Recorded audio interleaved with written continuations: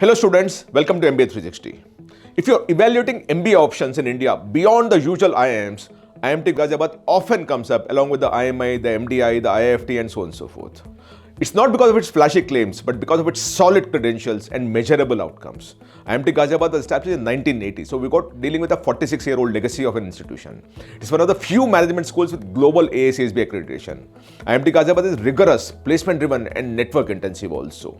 If you're aiming for roles in consulting, analytics, marketing or finance with credible industry exposure, IMT Ghaziabad deserves a very, very close look. Let me show you through data of how IMT Ghaziabad performs or how it delivers in terms of student outcomes so that you can actually have a very close look and make it one of the options based on your choices at any point in time. And before I move any further, please subscribe to MBA 360 if you've not already done that. It's very important for us to understand that you support us or we are helping you out in your decision making. So please, if you really like the kind of content that we're creating, please subscribe to the channel. Coming to IMT Ghaziabad, we'll discuss the selection process, the eligibility criteria, the weightages, the placements, everything we'll discuss now, right? To begin with, what's the data set of IMT Ghaziabad? It was established in 1980, so 46 years.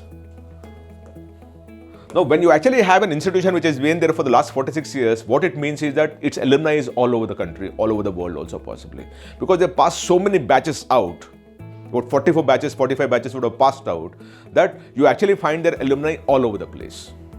And that is very good because when your alumni is all over the place, and they would have grown up the ladder because, when you deal with experience also, 10, 15, 20, 30, 40 years of experience of some of these people, they'll be sitting in top positions as CEOs, CFOs, CTOs, and those kind of things, COOs and all. And when those things happen, they obviously come back to the alma mater and start recruiting from there. So the greater the legacy of the institution, we've always noticed that the placement is slightly better because the alumni always favor the alma mater in terms of recruitment. And of course, the institution also makes a massive outreach to their alumni so that they actually can bring them back to the campus and make sure that they partake and participate in the success of the institution. So from that perspective, when you actually have a 46-year-old legacy of an institution, you'll always find the placements to be very decent because many of the students who studied here would be occupying multiple places across different companies in different roles, but at a very senior level also, right? It's an autonomous institution. It's not a part of any university for that matter. It's AICTE approved and it's not a university, simple, right? But its program is PGDM, which is equivalent to a master's degree, right? It's spread over 14 acres in Ghaziabad. The NIRF ranking is 30th best in the country, which is extremely good because if you take away the 10 IIMs and about 5 DOMs and all, this would be in the top 10 in terms of private institutions, if you will, right? That's a very good number to deal with. Total students is 1,290 across both the years, of which 76% are boys and 24% are girls, right? And most importantly, 81% of the students come from outside the state where it is located. That is very, very good. And that essentially implies that students from all over the country want to come and study here, that it's got a national aspiration, because of which 81% students are not from the home state.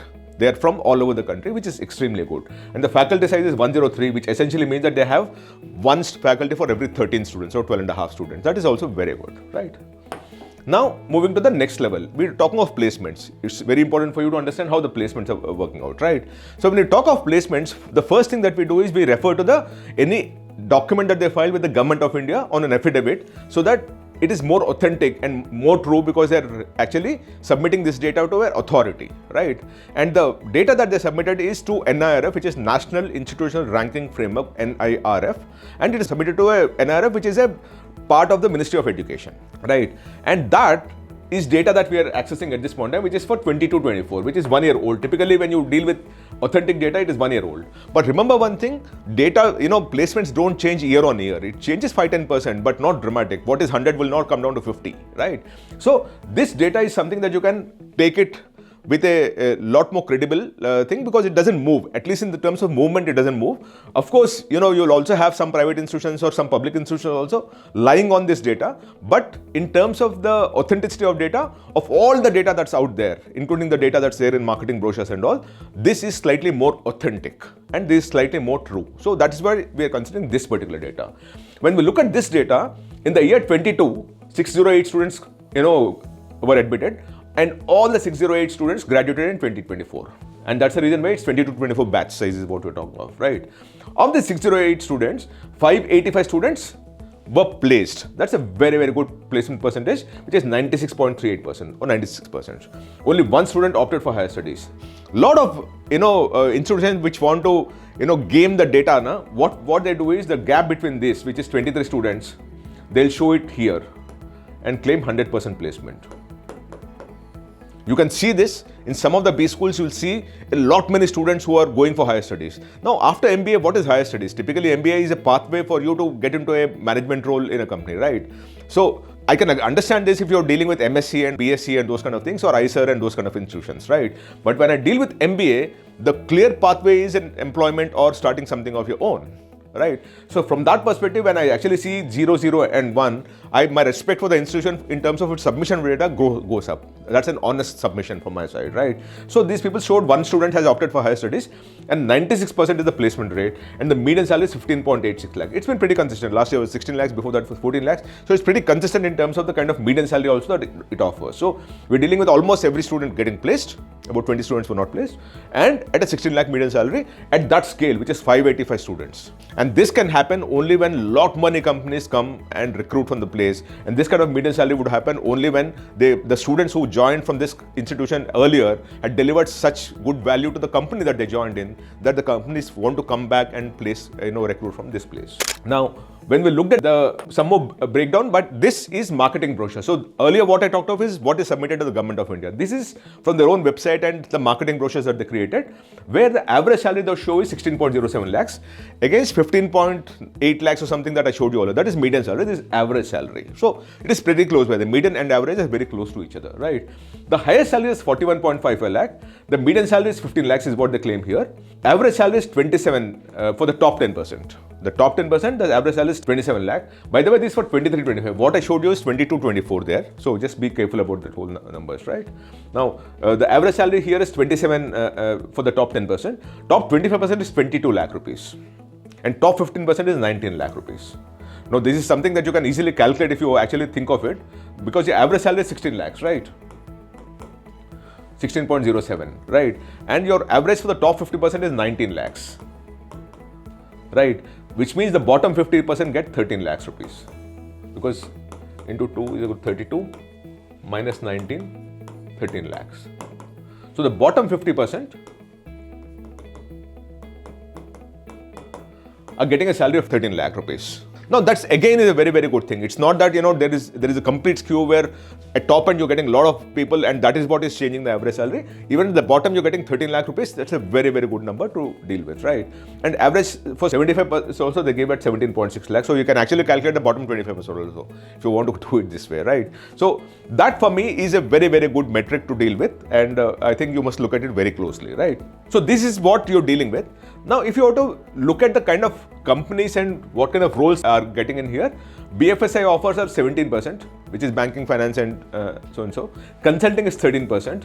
IT/ITS is 15%. GCC is 11%. Internet business is 7%. And FMCG/CD is 10%. So you actually have companies from across the spectrum coming and recruiting from here, which is again a good sign, because there are some places where, in some base schools, only certain kind of companies go and recruit and others. And when you actually have this kind of a thing, it also means one thing that, one of the things I always tell people is don't be stuck in institutions which are only offering, BD roles, right? Which is business development roles, right? Here, because you're seeing all these things, it's very clear that, people are going for all kinds of roles, finance, consulting, investment banking, all kinds of roles are a part of this whole thing. Because if it is only business development now, you would actually see them in only a couple of these kind of companies and not the range that you see, including consulting and IT and ITS and those kind of things, right? So this is a very good thing that you can look at, that the range and of companies and the roles that are being offered seem to be extremely good. They are very diverse. So you actually will have some company which you would want to work for and in a role that you would want to look for.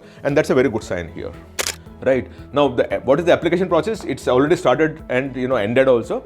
And Feb 6 is the last week of common admission process, and first week of March you will actually get the results also. Now, this is the fee that you have.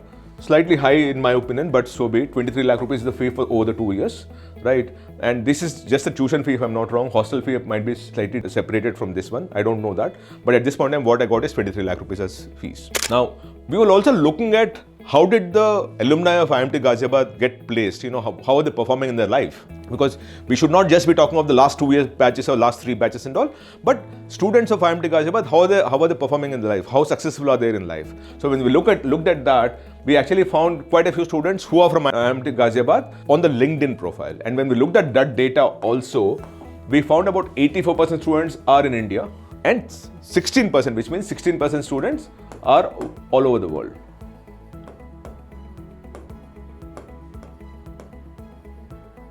Now this is very good.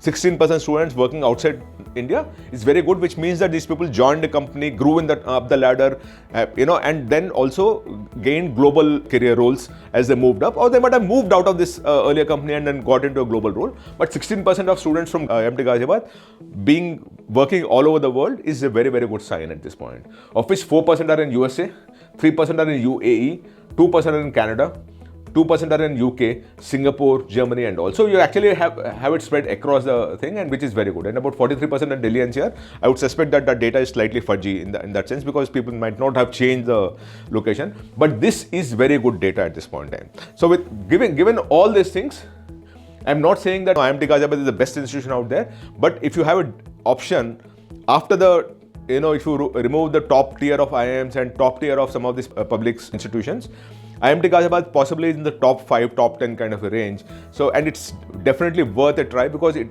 also admits students at a scale. The number of students, its intake is slightly higher. So to that extent, you have a fair chance. So it must be a part of the consideration set. It is a tier 1 institution, and that is what it should be, right? So, and if you want me to cover any other B school that you would want to understand better, please write a message here and I'll be happy to cover that. Thank you so much. Namaste.